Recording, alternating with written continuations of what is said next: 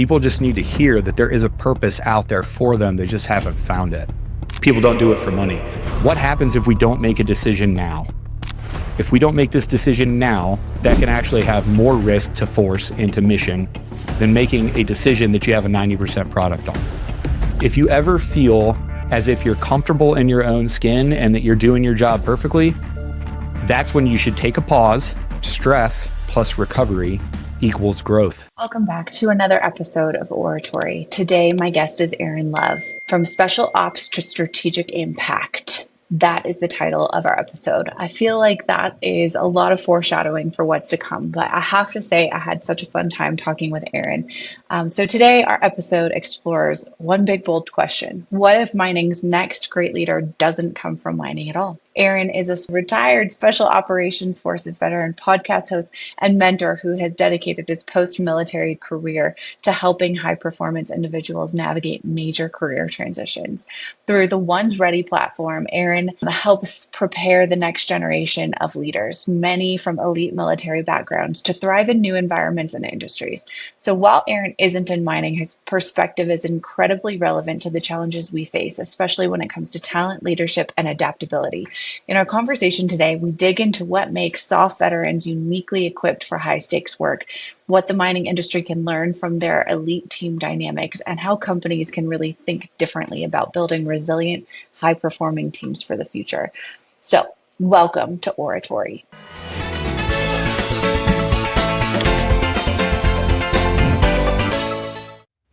Welcome to Ore-atory. Today, I have my guest, Aaron Love. So welcome, Aaron. Thank you so much for being here. Hi, Lindsey. Thanks for having me on. Love the project. Love what you're doing. Awesome. I joke with everybody that I'm a professional stalker. And so obviously we've known each other for a little bit. So our introduction was through SOTIF, which is an awesome project. But you have so many other things going on in your life. So we'll get to SOTIF here shortly. But I love nothing more than an origin story. Give me sort of your background in a nutshell. Your journey is really interesting, going from sort of special operations to becoming a mentor. And you have a podcast, which we will plug on here if I can get technology to work. And you're a CEO and a dad and all these dimensional things. So your turn. Sure. Yeah. Super simple. I always joke that I am the stereotype of a middle American kid in America that grew up in that weird middle time between Gen X and millennial, right? So I grew up without the internet in Northeast Ohio. I'm the oldest of 6 kids. My dad was a fireman. He was in the Army briefly, but we weren't a military family by any regards. He was in for 2 or 3 years. Met my mom, settled down in Northeast Ohio, just outside of Akron, Ohio. So home of the Goodyear blimp. LeBron James is from Akron. My mom and LeBron James went to the same high school. My mom went there because, St. Vincent St. Mary High School is a private Catholic high school in Akron, Ohio. My mom went there because it was really important to my Irish Roman Catholic family that my mom went there. LeBron went there because they gave it to him for free and it put them on the map as a high school where LeBron went to the NBA. Grew up there, and to be honest with you, I was just lost for a long time. You get to my mother affectionately calls it the stupid period for boys. It's 18 to about 25. Your brain isn't fully formed and you think you know what you're talking about and you have no clue. Yeah. My stupid period was in full swing. And unfortunately, September 11th, 2001 happened and I woke up. And for the first time in my life, I had some sort of clear direction of where I wanted to go. I tried college at The Ohio State University and Akron University. So I'm a Buckeye and a Zip. Didn't graduate from either because I just wasn't focused and it wasn't what I wanted to do. But I woke up that day and I was like, a thing that always rang in my head from my now past grandfather, Kilroy, is he said that every generation owes a debt to this country for the things that this country has given you. And I knew on that day I had to make a decision and go do something. And that led me to a bunch of different recruiters' offices. I'll say now, thankfully, and this is no shot at my sister service brothers, but the Marines were out to lunch. The Army guy blew me off and the Air Force guy heard the Army guy blew me off and was like, hey, I got this job you might be interested in. I heard you're a swimmer. I heard you are pretty fit. There's this job called Pararescue. And it was off to the races. I was in basic training about 3 months later, trying to be a pararescueman. For people that don't understand, the Air Force actually has special operations personnel, like the Navy has the SEALs. The Army has special forces, which is the Green Berets and the Rangers. Marines have their own ground forces that work and do special operations duty. The Air Force does too. And pararescue, or being a pararescueman, it's called a PJ, but that's actually a retronym. Way back in the day on the flight logs, they used to write your crew position as pararescue jumper. and then they would shorten that to PJ. So PJ doesn't actually stand for anything. The job title in this maroon beret, ding, behind me, we call each other PJs, or sometimes just J's for short. But it is a job that is specifically trained and equipped simply for rescue. So for the entire DoD, if anybody needs help, specifically in a firefight and on the top of a mountain, under the ocean, in a place that's denied by enemy, environment, or otherwise, we are the team that they will call to go rescue people. So Jessica Lynch was rescued by PJs. There's a very famous picture of a good PJ friend of mine handing her his flag, and his PJ patch is very apparent. We were in Black Hawk Down. We were in every single military operation that you've ever heard of. It's not very well known. And that was really interesting to me. It's a really hard pipeline to get through. And as a matter of fact, I failed the first time I tried it. I quit. I wasn't ready. I did another job in the Air Force. And then luckily I was given the opportunity to go back with a little bit of more maturity under my belt. So I got in when I was about 21. I ended up going back through the pipeline when I was about 25. Okay. And then from there, it was just off to the races. So I served my entire special operations career in GWAT, so in the Global War on Terror, with deployments to Iraq, Afghanistan, Africa, contingency operations. So when I say that I have 5 deployments in our community, we mean that was a deliberate deployment that we went to do a specific job, either for special operations teams or for the larger Air Force and DoD structure. And then contingency operations are things that just pop up and you have to go respond to. Right. So I did a lot of that throughout my career. I went through about 22 years of service. So I retired in the beginning of 2024. I was medically retired. I had a history of trauma and injuries. And I always said to myself, when I wasn't ready to do the job or capable to do the job, I was going to do the right thing, as opposed to just being a guy that wears the uniform. I was going to step away. And that's when I decided to step away. But that's me and the career in a nutshell. I retired here in Las Vegas. I pursue only my passions now, but it turns out that I have a lot of passions. Now, I'm on the board for a couple of nonprofits. One of them is the Veteran Bushido Brotherhood, where we look I'm a jiu-jitsu athlete, so we have a goal to find every veteran a tribe. So often the veterans that we see these days that lose their way, become homeless, deal with serious mental issues, what they're lacking is a sense of purpose, a sense of tribe, people that they connect with, and those bonds are forged through adversity. In the military, the best friends that I've made have been there for the worst times of my life, whether it's training or real world, or when life just happens, divorces happen and deaths in the family happen. And sometimes those happen when you're away and the only thing you have is a team.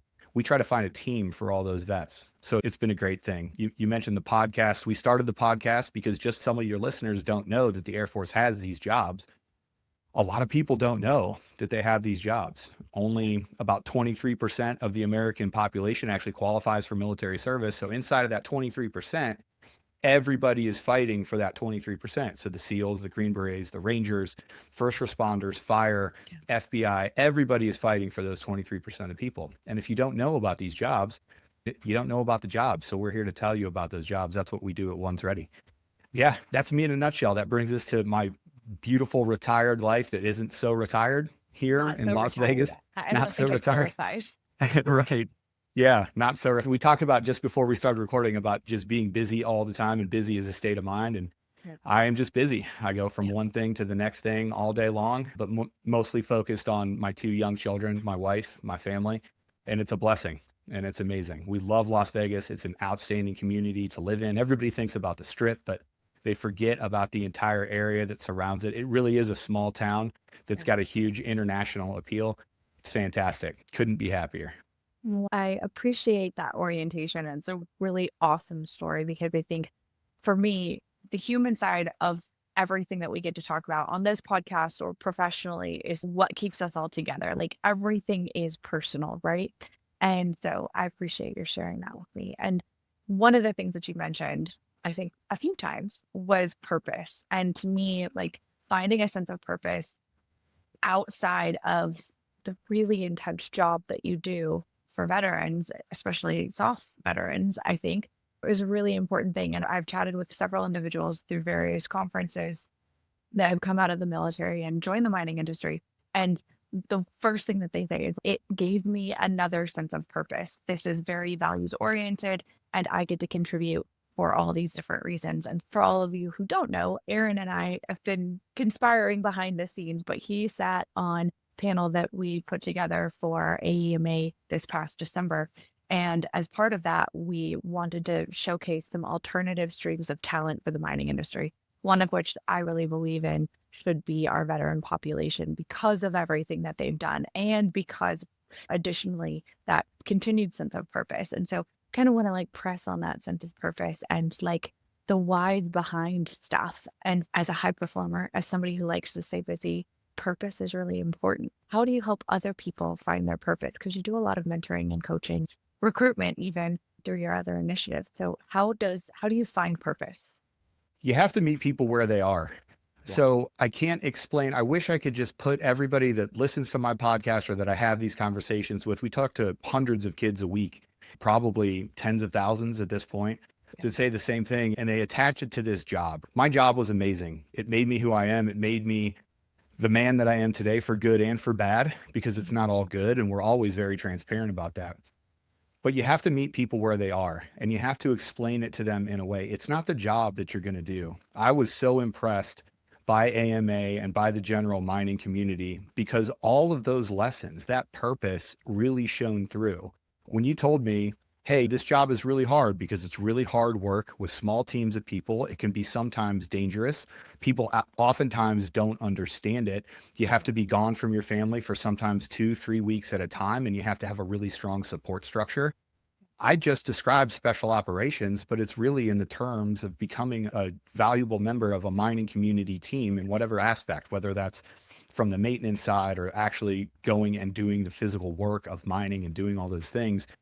You have to meet people where you are, and you have to understand that as long as people can attach themselves externally to being of service to a team, to a larger function of some sort, whatever that is, people just need to hear that there is a purpose out there for them. They just haven't found it.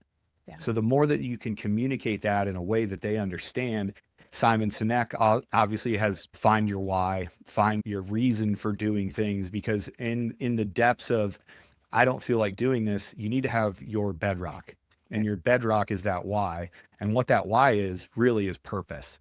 Yeah. What am I here to do? I think you said it really nicely. And I appreciate you're tying that back into mining, because I have to say that, and I've been critical publicly, I have been critical of a lot of mining organizations who do a bad job of talking about the why for the organization, which then makes it very difficult to translate as to a why for individuals, veterans or otherwise. And I think that as we look at Gen Z or later millennial, anybody, they want a sense of purpose. It's not veteran exclusive. And when a company can't translate and say, hey, we extract copper contributes to all of these amazing things that we need so that we can run as a society. It goes into medical devices, it goes into plumbing, it goes into infrastructure, it goes into all kinds of stuff, right? So not just we drill holes and find copper, we need a bigger, better sense of why does a mining company do it, and telling that story, and then having other people latch onto that and say, oh, I can work really hard. I can be away from my family. I can help with domestic security, all of the rest of this stuff. And so this to me is like one of those soapbox moments where I'm like, listen, we can all get aligned. Right. And sometimes we're missing that boat. And I'll tell you, I've been as critical of the military. We do it in 3 little buckets, right? Scout, recruit, develop. I'm in the scout area. The recruiters do the recruiting job. I'm in scouting, just like you're in scouting with recruiting to mining. Let me tell you what doesn't work, folks, in the mining community. And this is lessons learned from 60 years in the military. Throwing money at people and saying that compensation, that it ain't going to work. Right. Telling them that they're going to do a job that they don't personally connect to. And I would have done pararescue. I would have done my job as a PJ for no money. Yeah. Because I was that connected to the mission. I believed in my value in that mission so greatly that I would have done it for no money. And the military is not compensated well comparatively to the civilian world for the things that they're expected to do. People don't do it for money. Yeah. When I hear you say that you've got some issues, I've had the same issues as well. And unless you communicate, unless you meet those people where they are and go, hey, Gen Z, sure, we can get you to a place where you can own a house. You can get over this affordability crisis. I know that inflation.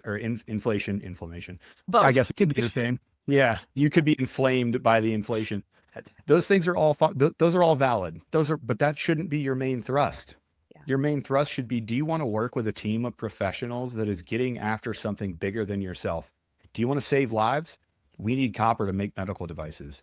Do you want to protect this American thing that we have with a national security impact that is tangible? It's a straight line from what we're doing to what they're doing. Do you want to support that sort of thing? That's amazing. That's where you find those people. You find the right people. And you're right. I think, gosh, I'm gonna flub up the statistic. It's been a little while, but I had another guest and we examined what motivates individuals inside of mining and outside of mining. And I believe it's a Mercer study. Pay was like third or fourth on the list. It was having a leader that they could get behind and follow, and feeling valued and like they belong. And we don't give that enough credit. And regardless of what it is, and what I've really recognized in talking with Carrie at SOTIF and you and others, is there's such an opportunity to take this population and say, hey, as you retire, please consider mining. What I also need to match that up with is individuals from our mining community and think this is a really awesome skill set of individuals, and this is how we can use them. And learning a little bit, because there's so many different areas that y'all work in. And I think that it's difficult for us to see because, just like you said, it's an insular group. Nobody knows about a lot of these jobs, just like nobody knows about a lot of the jobs in mining. But the translation from what you guys are doing to what we're doing, and I can think of no better example than the fact that I totally threw you to the wolves at AEMA, because I was like, okay, this is mining. This is what I need you to do. You need to talk about SOTIF. And we had somebody that went over on time. And so you had 6 minutes, which you should have had about 22 minutes if I calculated appropriately. And you were like 6 minutes and nailed it. And I was like, you were relevant, you were enthusiastic. Everybody in the audience was absolutely paying attention. Perhaps 6 minutes was what we should have cut everybody off at, but like, you absolutely put all of the salient points in there. And I was like, damn, how did they know exactly 6 minutes? And I joked, but I tried to communicate. I was like, I know that people always have conceptions about something that they've never done. So people that have never been in the military, they don't necessarily understand it. The best way that I can describe it is that everybody that comes out of the military, special operations or not, they are a jack of all trades and a master of none. Yeah. I had radio guys that knew how to fix vehicles. They knew how to do a little bit of medicine. They knew how to do a little bit of shooting. They knew how to do a little bit of this other stuff, but it wasn't their primary duty. That's who you're getting in the military. Yeah. The military folks, listen, they're not going to know a lot about mining. They're not going to know a lot about the ins and outs. But I'll tell you what, if you need somebody that can look at a job, a hard job, and go, wait, what's the easiest way to do this? How can I task organize a bunch of people? How can I lead through this event? How can I be the first one to pick up the heavy rock and the last one to put the last heavy rock down? We know how to do that. And if you're willing to guide us, to give us that experiential knowledge that you're having, the military folks that you're bringing in, we used to call it a force multiplier. Somebody that can they have their specific task. I had my job as a pararescueman, but also when I went to deploy, you know what I had to do? I had to do the dirty work of getting all of our gear over there. So I ended up knowing a lot about explosives transportation and international clearances and how to go through customs correctly and not get all of our gear hung up somewhere because we had somewhere to be. We have a bunch of additional duties that you might not even know are valuable to you. And these people, they've got a strong work ethic. They are extremely resilient. They've already had that time away from their family. Their support system understands supporting them, chasing some crazy dream that they might have. Yeah. All of these things speak the same language. But if you don't know what you don't know how to use those people correctly. And we're just as bad on the military side. I've been a huge advocate for mining and the trades for guys that are like, listen, I'm getting out. I'm about to start my transition. What should I do here? Yep. It's one of the first things I say. I say, there's a couple different communities out here where, brother, there's a team of guys that work just as hard as you. They're going to crush stuff. You're given the ability to win on your meritocracy, your work output. And there is a community that supports it. You just don't know it exists. Yeah, it is a community. And you were in and out for the conference, but we joke all the time that like we get to go to conferences and see our friends. Like they turn into family. We're around one another so often. Right. We work hard together in weird places. Really does build a sense of community. And I think all of that's important. I think that the task at hand for the mining industry is one, to attract new talent. And I think looking at veterans who, like you said, have all of this stuff leaning in to be ripe for the picking. The raw materials, if you will. Good pun, Aaron. I like it. I'm here for it. I think mapping out some of the areas that you guys work in into directly correlated skill sets that we're asking for in mining is the next step. But I work often with a lot of startup companies, small teams, et cetera. And we have so many really technical people in mining. And sometimes leadership isn't at the forefront of their mind, right? Sometimes it comes naturally. Sometimes they've leaned in and learned how to do it. Other times it is just not of interest. And so what I really value about your groups, but they have no other choice, right? They literally had their feet held to the fire and had to make things work and figure out how to lead and motivate others and be part of a team under all kinds of very difficult circumstances. And sometimes mining is no walk in the park. And so figuring out, hey, who do we layer in so that we can have this technical genius, but also have somebody deploying some leadership so that we keep this team together. That's one of the applications. Sometimes we just need layers of really great people in there, and figuring that out with you guys at SOTIF and other partnerships, I think is really important for me as we move forward. Yeah. And some of those intangibles too, like you hit on leadership, you get leadership training at every single level. You get product and process management at every single level. We just use different terms in the military. Like those are the types of people you're bringing in. And I love that you brought up that we had a time shift and then you were amazed at my ability to truncate it in 6 minutes on the fly. I had 22 years of practice for not being ready for a brief or thinking I was ready and having somebody change it as I was walking in and go, hey, sorry, the boss has 10 minutes here. You've got to get this brief out in 10 minutes. And this is going to lead to a decision that no kidding affects what your whole team is about to do. And I just had to go, okay, here we go. Hope I don't fail. Oh, but we do that at every single level in the military. That's the value that these folks bring, is that everything we do is on the job training. And by on the job training, you were taught it in your previous training, maybe once, maybe twice. And the next time you see it, somebody's handing you a checklist and go, this plane needs fixed. This situation needs handled. This complex, sometimes emergency situation needs fixed right now. And you're the only one that can do it. So I know that you've never done it before, but you have to lead it now. That is the value that all of these folks bring. And it's not just special operation. Obviously, special operations receive, I couldn't even come up with a statistic to say 10 times the amount, but we'll settle on that one. Special operations dudes, they do that way younger in way more high stakes environments, and they're able to flex to those positions. Yeah. One of the things that we talked about initially is like that frontal lobe development. And as we, oh man, oh boy, we call it, right? Oh yeah. It sometimes takes a while for that to kick in, but the same thing with figuring out how to be a leader, right? It is a bit of a transition. And so we see individuals coming out of school with technical bachelor's, master's, PhD, and like their frontal lobe still isn't developed. So to ask them to then go in and figure out some of this stuff on the fly, I think is a bit of a stretch. And so I've argued that using individuals that are career changers, that are veterans, that are coming from alternative streams is really important, because we've already solved the frontal lobe issue if they're a bit more senior. And that way you've got a proven resource to some sort of categorization, rather than just saying, okay, I've got like a 23-year-old that just graduated. Now we're going to plunk him in the middle of the desert and ask him to go do all of this geology, or have a small team of samplers or whatever. And I'm like, oh my God, this is a terrible idea, guys. Let's, they don't know how to schedule plane flights. They call their mom to schedule the doctor's appointment. I was going to use the same example. Exactly. And like, that's where our community excels, because you really are, it's stand on your own. We have an important national mission to get after. That mission is not going to stop. And if you don't do well, we're simply going to remove you from that position. So the military naturally selects out at every level, from the second that you get in until the second that you get out. That rent is due every day. That input is due every single day. And I think that's why the mining community specifically is so attractive, or should be so attractive, to the military stream of folks, because they may not know the terminology, but they do know the language. They know logistics. They know project management. They know how to take intent. Like when you are about to send that 23-year-old PhD out to a far-flung place and ask them to lead a small team of people, I know how to take your intent, understand what you want me to do, and then from there we just go. You give me the why, I'll give you the what.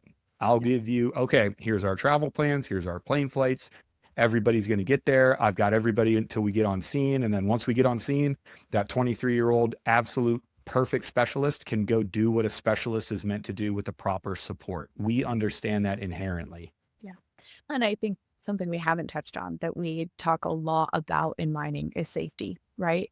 And so the idea of doing this safely as part of a team and taking everyone into consideration and moving forward together is something that you guys inherently are trained to do. And in mining, it's something that we talk about every single day. And some people really do embody that. I think safety has really come a very long way, but doing all of these things safely is one of the most critical things. Everyone wants to get home with their parts and everything attached and alive at the end of the day to their families. And so like another part that I think you guys in the military are excellent at. We do dangerous stuff.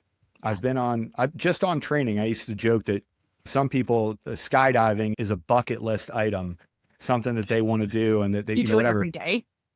That was a random Tuesday. Okay. I would have to make a risk assessment, take 30 of my friends out. I was the jump master. So I had to check everybody's chutes to make sure that they were appropriate and the equipment wasn't going to kill them. I was responsible for briefing the commander that the risk was acceptable for him. I was responsible for setting in those control measures and really getting good at understanding what risk and contingency management look like, to include what does happen if something goes wrong. I'll tell you, a 25-year-old that has one deployment during GWAT and has had some firefights and some dangerous stuff happen behind him, there is nobody better. When you do everything right, sometimes bad things still happen. There is nobody better on the ground or in that mine than somebody that has seen it before, because they've seen it before.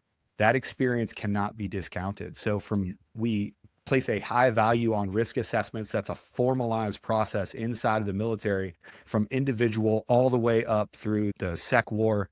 Pete Hegseth, he's getting and approving those risk assessments for everything that we do down the chain. So there's always a mind, not only to that, but when things do go wrong, there's nobody better to have in there because they already seen it. Yeah.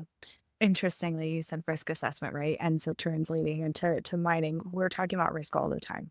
Is it like a risk in terms of the community being behind it? Is it a risk because you don't have the people? Is it a risk because it's a safety issue? Is it a risk politically? Is it a risk because you don't have money? Like, risk assessment is something that we're consistently doing, but like now we're pulling in specialists for it, right? And so like their entire function is to figure out what risks exist and how to mitigate them and then address them.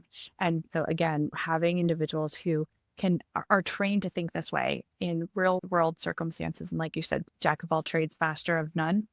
Generalists are great in my perspective. Like, it's important to have specialists, but like I love nothing more than a generalist, because getting them out there, they make magic happen.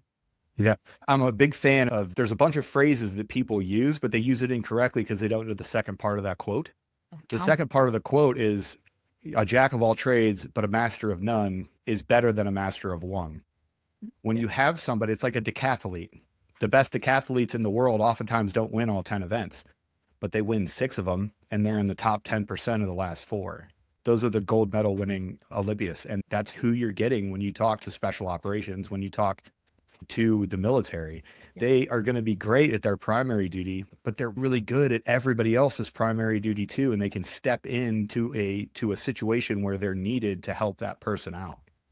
And that lowers your risk because it makes you a force multiplier. That buys down the risk because just you put a bunch of risks out there. A little flip side of that coin is that we're here to accept risk. We're not here to avoid it.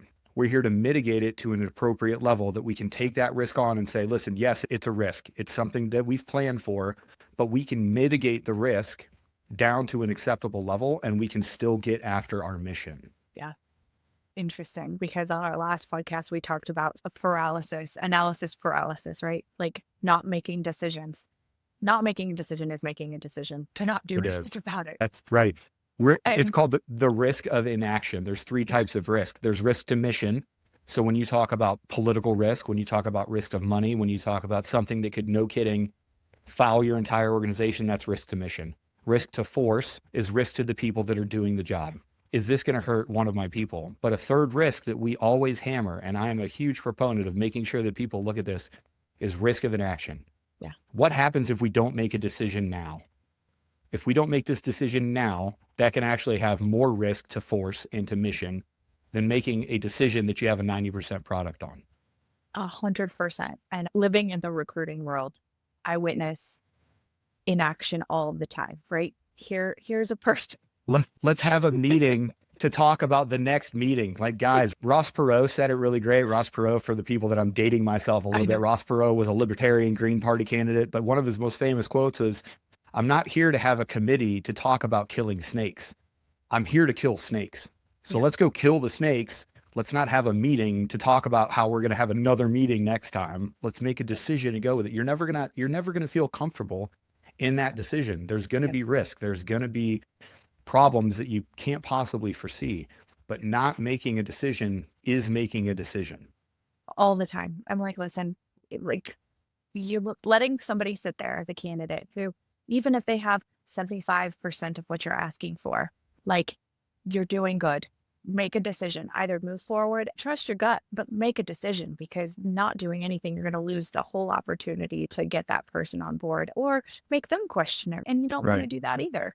And bring that back to recruitment. But I guess a question that I have for you, in the military environment, as you guys are working to skill up and train and figure out all these really complex things, is there a way that you teach mindset or strategy, or like, how do you step into these very uncomfortable, uncertain circumstances with some level of confidence? Oh, there's no confidence, Lindsey. Okay. There's no, I'm just imagining that it's very confident.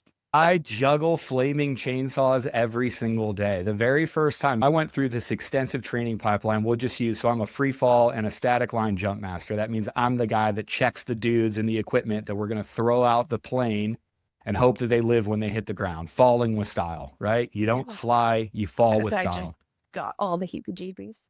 I went through my entire career. I went through multiple jump master courses. I have thousands of jumps. If I told you every single time, I don't know how many times I've left a plane, and right before I left the plane, because the jump master goes out last after watching everybody else go out, I've literally thought every single time, who checked me? Am I going to be okay?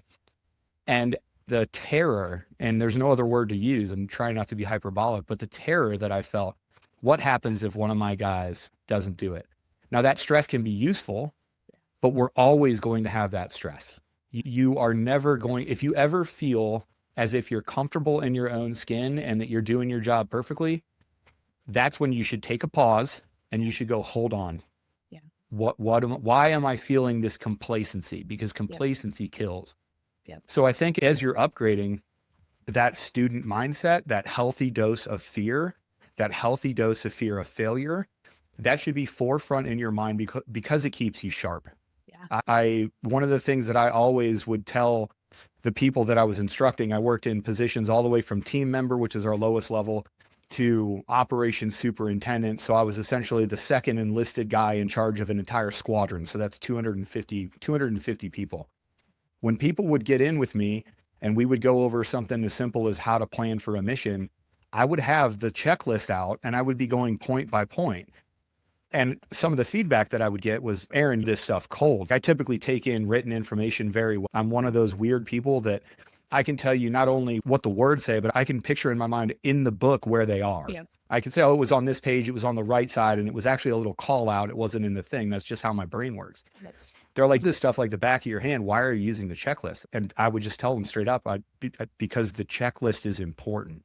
Yeah. It's important for me to do this exactly correctly, because I am a constant student. I want to learn and give you the best training that you possibly can. And when people are going into those newer and higher skill, higher risk positions, it's important that you do it the right way. Yeah. And if you have those people that are adherent to the process works.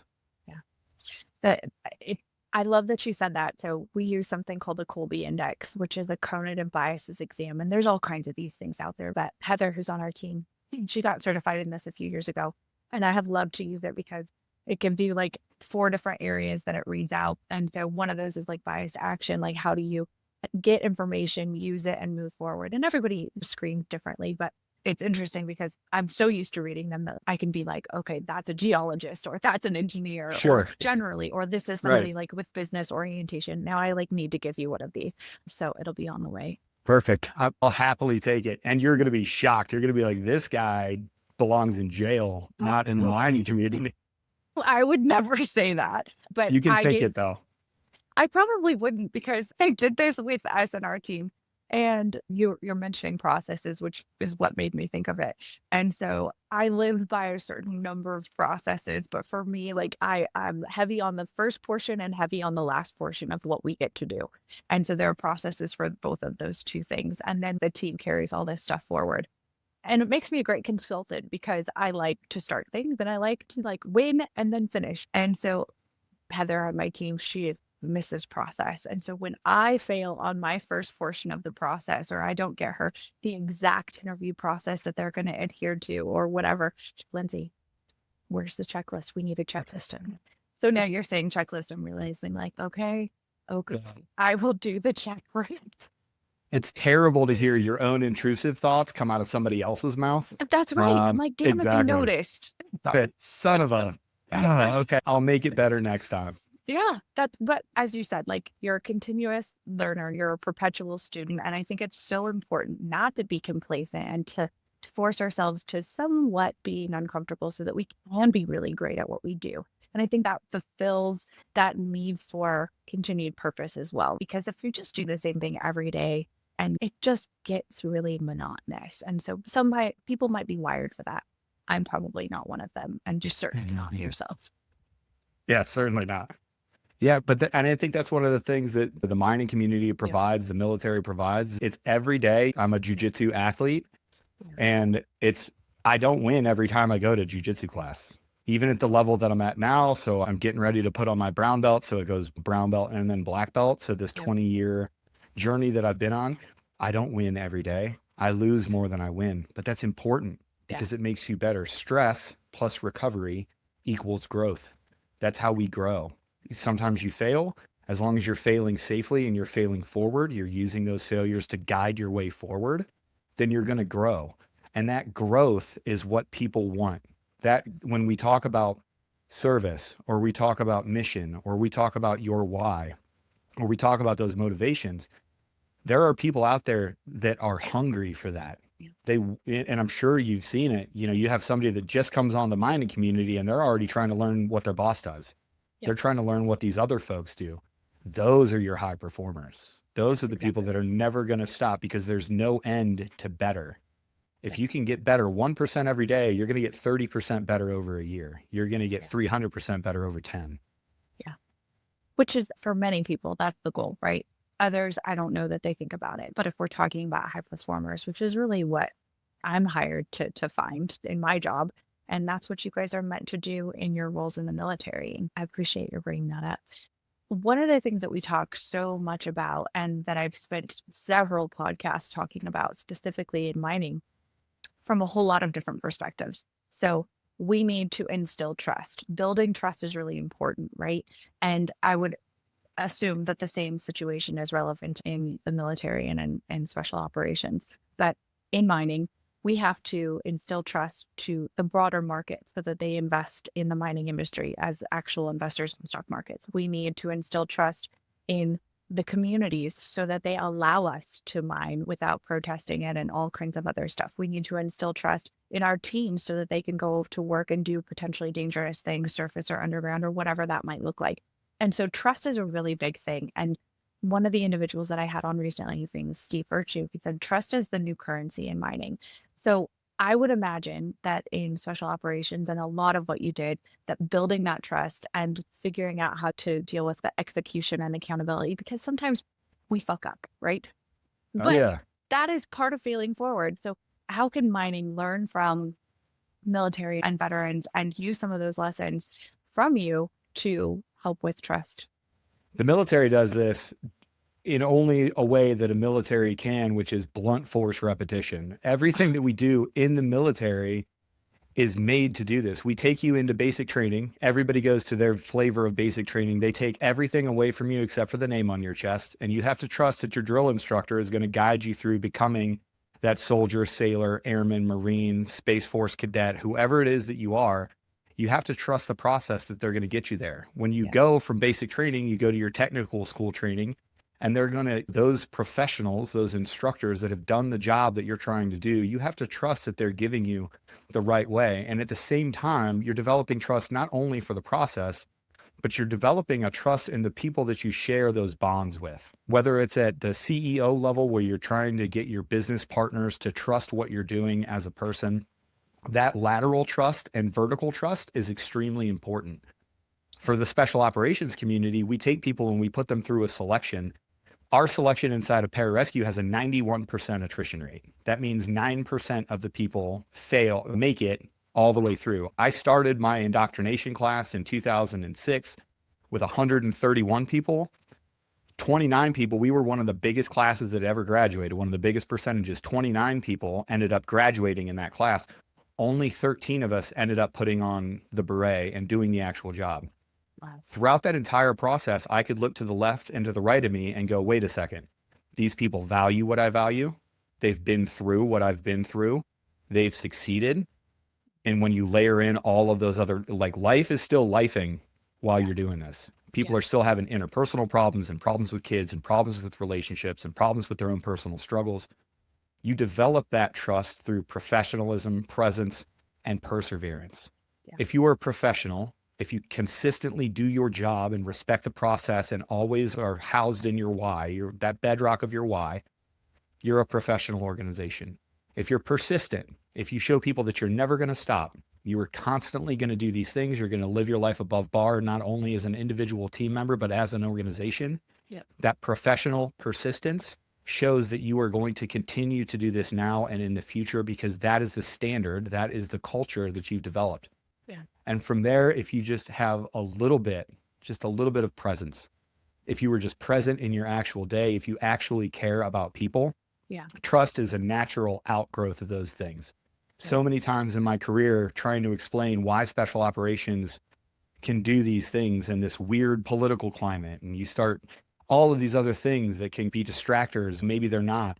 I would tell people, listen, I don't care about any of that stuff. These people to the left and to the right of me, these people that I supervise, these people that are my supervisors, I trust them explicitly and implicitly with my life.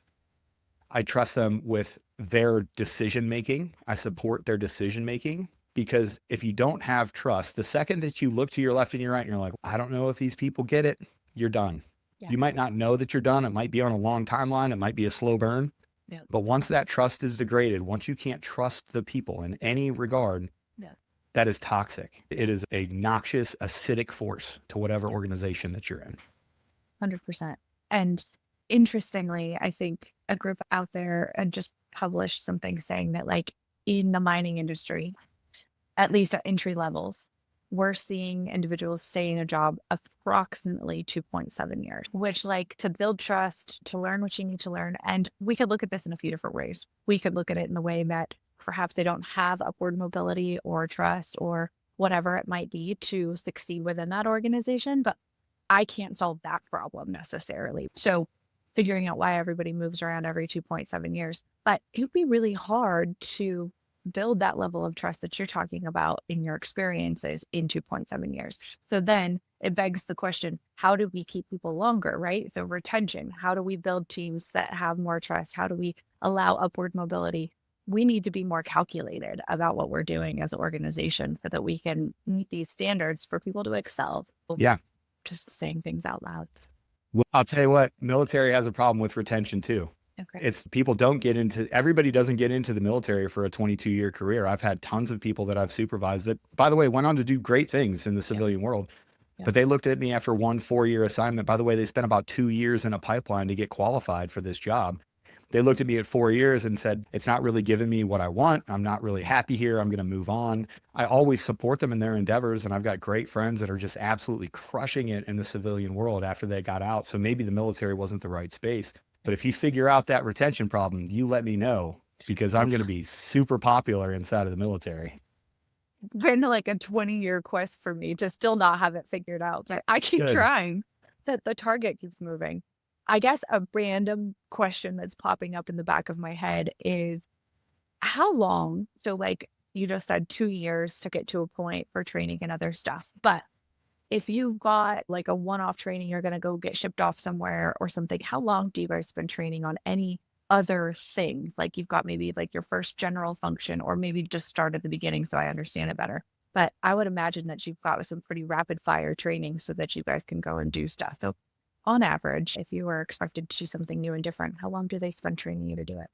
So it depends. So there's formalized qualifications and certifications, like the Jump Master course that I mentioned is a static 4 weeks. Like some of those, mess around with that. exactly. So some of those are a little bit different. But when you start talking about if we're going to deploy to do a certain mission, it depends on where we're going, what mission sets we could possibly do. Going to the mountains is remarkably different than going to a flat desert. It's remarkably different going somewhere where you're going to involve water. So a standard pre-deployment sort of spin up usually lasts about 6 months. And for pararescue specifically, it is actually a career field motto that we're the jack of all trades. But we have 257 individual line items that we have to maintain currency and proficiency on. So the menu of things that we provide to the larger force structure is 257 line items long. Now we have our primary food groups in pararescue are shoot, move, communicate, medicate, because we are gold standard trauma medics that focus on mass casualty. So having a lot of patients at once, like for instance, if an airplane goes down and that airplane has 30 patients on it, I've only got 6 team members and there's really only 4 team members that are going to handle that problem. The other 2 are leadership. So you can imagine we have to spend a lot of time on medicine, and then we have to do a lot of time on what we call our technical rescue skills, right? So those basic food groups, the technical rescue skills are cutting into an aircraft, gaining access to a patient, to include employment. If they're at the top of a mountain, we have to mountain climb to go get them. So you have to spend some time climbing a mountain. So if you focus that training plan on what it is that you're going to go do, and you understand the environment that you're going to go do it, you can get it down to about 6 months. You're still doing all of those other things, maybe in the priority, in the triage. Triage is a French word meaning to sort. In the sorting of how important those things are, you put the most important things up top, and then you're okay with just refreshing those other skills and making sure that you're ready to respond.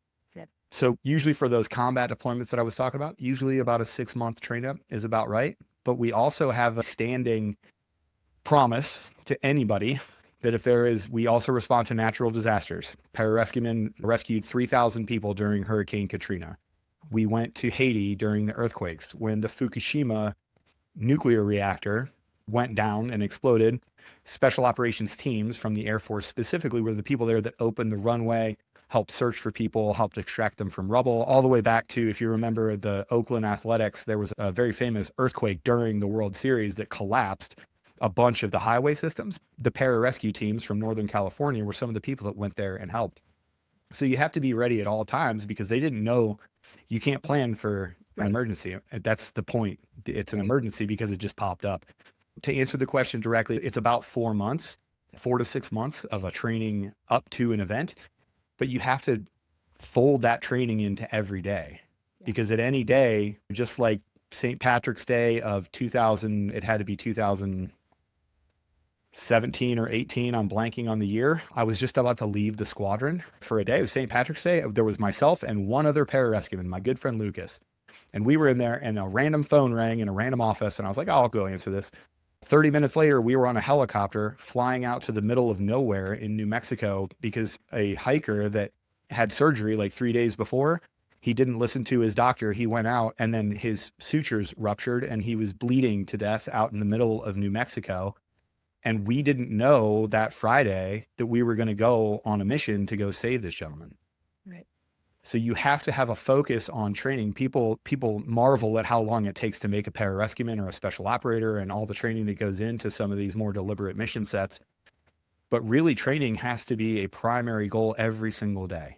Yeah. Every single day, that student mindset of, and it could be as simple, even in the mining community, getting people together after a shift just before you leave your site and go, okay, guys, today went great. What happens if it didn't? Let's simulate a medical emergency. This person broke an ankle. What would we do? And you can talk through those sort of things. That sort of training, that hip pocket training, we used to call it, because you literally have a little card in your hip pocket and you go, the training scenario for today is this person got shot. What are we going to do? That sort of training is equally as valuable as deliberate training. Absolutely. And so like in the back of my head, I'm thinking if we were more deliberate about our engagement with veterans, it wouldn't take that long for us to upskill, reskill, give knowledge to individuals who are primed for these sorts of scenarios, right? Whether it be somebody that's going out and setting up a new team wherever as a project manager, or if they were going in as a trainer or something like that. I think that there's a lot of opportunity. And as part of our session at AEMA, we had Great Basin College there, and that's something that they've been doing in real time with Nevada Gold Mines. And so like they've said, okay, we're going to do automation, we're going to do electrical, we're going to do mechanical. And so they've expanded their program pretty rapidly. And there's just so much opportunity. And as we're really fighting for specifically individuals in trades and more, I guess, in leadership levels that can go in and say, hey, let's put a team together. You mentioned the idea of triage, right? When I have an intake call with a new client, let's talk through what are some of the like 3 to 5 of the most important characteristics, skill sets, etc., that this person needs to have. And more often than not, the 2 top things that I hear are leadership and communication. Yep. I didn't come up with them inside of Yeah. the special operations community, especially speaking about the Air Force. RAND did a study and they didn't look at physical requirements. The way that we used to select people is like, hey, we're just going to punch you in the mouth. Like when I went through, it was, we are going to punch you in the mouth. This is the fitness test that you're going to take at the end. If you can do 70 push-ups, 75 sit-ups, 13 pull-ups, run a 6-mile run in less than 42 minutes and 30 seconds. If you can do these swim in these watercon events, you're going to graduate. RAND did a study in 2000. It was an outcome of a 2015 study that was re-upped in 2022 and refined in 2024. They looked at attributes. Communication is one of those attributes. Trainability is one of those attributes. Yeah. Determination or drive, sometimes referred to as grit, meaning the willingness to continue even when the outcome is unclear. We have 8 attributes that we look for because those are the raw materials that we want. Yeah. People don't need somebody that can do a function because that person could be morally unsound, ethically unsound, toxic in the team room, really bad on the team. Simon Sinek talked to, there's a famous video where he talked to the Navy Tier 1 unit, SEAL, colloquially known as SEAL Team 6. But they said that they would rather take a high trust individual that underperforms physically as opposed to a physical specimen that underperforms in those attributes. Yeah. When you look for somebody, there is a buy versus a build model. Special operations looks to build.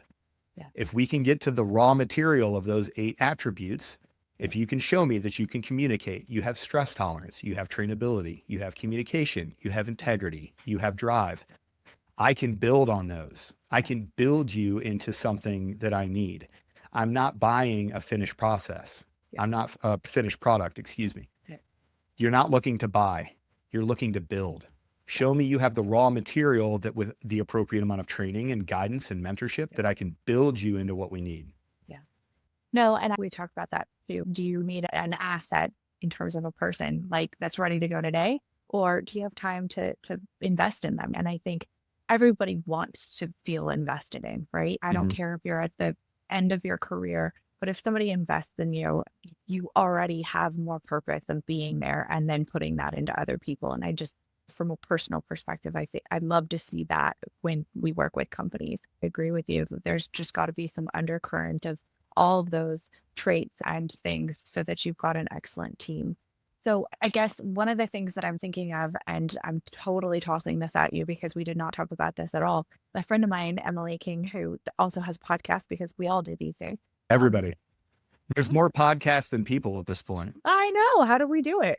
I don't know. She sent me an article and essentially, so I live in Colorado Springs. I literally can look out my window and usually somebody jumping out of an airplane. Right. Those are my friends. Yeah, hi, Sean. Yeah. Every day I take my kid to school. Somebody's jumping out and it's like, oh, look. And go. Oh, yeah. So I don't know their names, but you might. Anyway, Emily sent me an article recently saying the USAA is a big financial institution and they have a headquarters here in Colorado Springs. And their new CEO leader has spent like bajillion dollars. I think it's quite literally almost like investing $1 billion into helping veterans who have left the military and their spouses to get into private industries. And that's a huge initiative because statistically, they have not done that great transitioning out of the military. And so as we talked about initially, SOTIF, there's probably a whole bunch of others out there, but I loved seeing this article. But one of the statistics it said is that veterans exiting the military typically in the first role that they leave the military and go into private industry of any sort, they last less than a year. So how do we give them skills that transition them out? How does the military help transition them out? This is something that you're probably actively looking at. You've done it successfully, but how can we help that outside? And this article had some ways, but from your perspective and in your experience, is there anything that we can do to help accelerate that so that they find positions that they're excited about and where they have purpose and they don't want to leave before a year? Because the spouses actually do far less than a year. So like they have even a harder time. Yeah. And that's a whole other thing. Like the military has tried, especially with trying to find ways. One of the things about spouses is that they have this established career and then the military moves them away from that, especially when you're talking about healthcare professionals. One of the big things that they've been trying to do is for the military, specifically for their spouses, is to have those certifications transfer from state to state because they move around so much. I had, I think, 7 or 8 moves during my 22-year career. I lived in 8 to include overseas. That's tough on the spouses. What I will say about military transition for the entire family, a good mentor of mine, when I was transitioning, he said, Aaron, I know that you're the type of person that's just going to go all in. Truly transitioning away from the military, you spent 2 decades doing things in very specific, very regimented ways. Yeah. Your transition is going to take 3 to 5 years. It's not going to happen with a 6-month break. You're not just going to be able to take 30 days and go to some island Airbnb, and then you're going to come back and ready for the civilian world. You're going to make mistakes. 3 to 5 years is how long it takes to transition. I think what you can do to get people into that thing is that they are looking for something that they recognize that challenges them in a new way. I think if you focus on the things that they love, I didn't talk about loving the actual machinations of my job. I talked about loving working with the people. Oftentimes I say that about the military, I don't miss the circus, but I do miss the clowns. Like I those thought were my, you were going to call them monkeys. yeah, some of them are monkeys and most of my good friends would have loved to be called monkeys, but let's say clowns. Yeah. But they're looking for those things that we've already touched on. Yeah. Sense of purpose, community, upward mobility. They want to be able, in the military, it's so structured. The rank progression is on a certain timeline. You could be the top performing E4. You're still an E4 and you can only go to E5. There's very few people that can skip ranks or do things, even as in the officer career fields as well. You have to go through the steps. And civilians, once you get out in the civilian world, the military folks are resistant to that, right? Like they want upward mobility. And if I'm doing a great job, yeah, I want to be compensated for it, but I also want to be given that rank and authority that comes with the next position, thanks to my inputs. I think that's something that you can communicate to get over that year hump, is letting them know, listen, it might not happen on this timeline. We need to get you some time in here. Experience in the space is extremely important. While I may understand logistics, if I'm in a new space, and I've dealt with this personally, you can still not be settled or experienced in that space. And it doesn't matter how good you are at all of the pieces that go into that space. Yeah. If it's your first job in the civilian world, and this is something that I try to make very clear, you're still the new guy. Yeah. You're still the low man on the totem pole, and you have to be okay in that space and just be willing to go through the process. I think that's probably why, especially that first year, is really the veterans learning and still going through that transitionary period. Yeah. Having somebody that can be open, honest, transparent, authentic, vulnerable, and say, listen, this first year, you got to cut your teeth. You're gonna take your lumps. People are going to tell you don't know what you're talking about, even though you do, just because they've got more time on earth or more time in the job. That's just the rules of the game. Yeah. I think if we could communicate that to the veteran community, that's a definite way to get after that one, is the promise of something more. And then speaking to trust, it's then on you. You have to follow through with that. Yeah. Because if 364 days, those folks that are in the military are going to go, you told me in a year that we were going to have some sort of jump into this upward mobility. Now, if you're not willing to give me that, I'm going to go find it somewhere else. I can tell you from personal experience, I've felt that. Yeah. I have felt through my transitionary process, hey, I'm here to do my own thing now and strike out on my own and accept my own risk to do this thing that's attached to me and not a larger unit. But I have to have some outputs here. And if you don't have that trust with your employer, with your new career field, whatever it is that we're talking about, I think that's where the military has a very short I want to say timeline, but it's more tolerance. Sure. For me, I joke that my cup, my meter for BS is completely full because I dealt with there is a lot that like all the tropes of hurry up and wait. And you're going to do these 5 pieces of paperwork to show up to an appointment where you're going to redo the same 5 pieces of paperwork that you've already done, that they already have. You're going to redo it. And it's going to cost you 2 hours of your life. I was very clear when I got out of the military. I was like, hey, my family is the most important now. I've already played these games. I'm not willing to play those games very long. Yeah. I'm willing to hear how you can, if you're telling me I'm going to play this game to get this output and then we can move on from those games, great. Yeah. But telling, especially the folks in the military community, okay, I just need you to spend 5 years until we believe that your experiential credibility is good. They might not have 5 years to wait. That BS tolerance might be just a little bit too high, might be pegged out. What I'm hearing out of all of that is setting expectations, right? And then following through and being accountable for what you've said. And honestly, I think we should be doing that all of the time. Yeah. But we fail. I'll tell you what, and I got some great feedback from me. Like we see it in the special operations community. One of the guys that I said moved on from the career field and did great things in the civilian world. When he was leaving, I thought he was a true talent. I wanted him to stay. And he just looked me dead in the face. He goes, hey man, I spent 2 years training to do this job. I didn't get a deployment. When I finally did get a trip, it was largely benign. You told me that I was going to be this superhero that was going to be Black Hawk Down and Batman and Jason Bourne. And really what I'm doing is cleaning an office and occasionally going skydiving. He was like, that's not what I got in to do. And he wasn't wrong. And it was some timing. There were some external factors that affected that, but it was really, you told me I was going to do a thing. I didn't do a thing. I'm not willing to spend my time waiting on a promise to do the thing. I want to do the thing. Yeah. And I think that's really important. It is important. It's under promising or over promising, under delivering. And I think that happens on both sides, right? People do it and groups do it, organizations do it. And I think that accountability and the ability to say, okay, we're going to live up to that.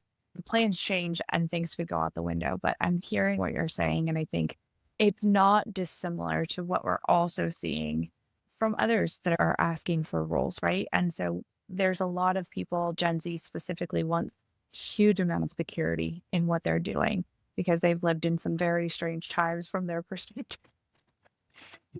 I don't want to hear it. You and I lived through 9/11 and a financial crisis and terrible things for the entire world. Like, I get it, Gen Z, stuff's weird now, but it's been way weirder. Trust me. We've had a long history of weird, and I have feel that weird isn't going to go away.